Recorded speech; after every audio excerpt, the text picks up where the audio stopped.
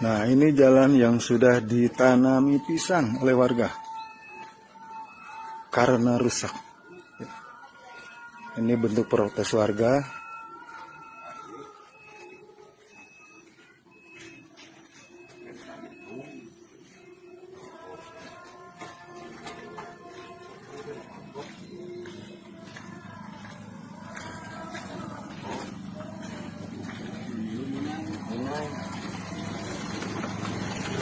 Cepatnya, cepat gede tahu teh. Bang kita bayar menolaknya. Ada video mau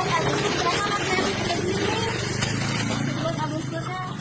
Kita bayar dia ada jatuh, ada tangkana. Jadi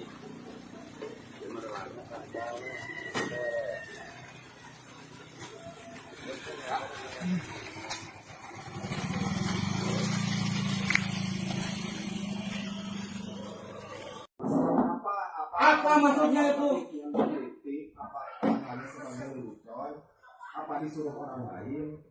Banyak. Ini lapornya di Facebook lagi, bukan status WA. Ya enggak sesuai. Facebook itu sedunia, tahu nggak? Saya yang seperti itu, Pak.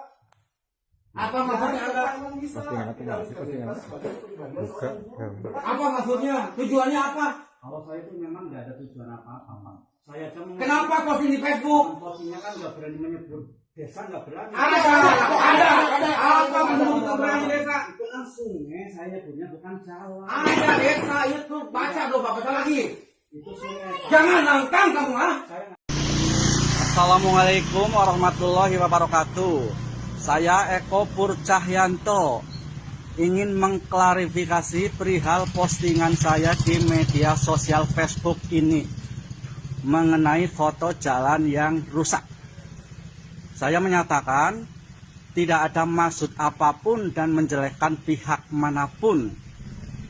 Maka dari itu dengan hati yang paling dalam saya ingin meminta maaf yang sebesar-besarnya kepada masyarakat desa Cijalingan beserta perangkat pemerintahannya.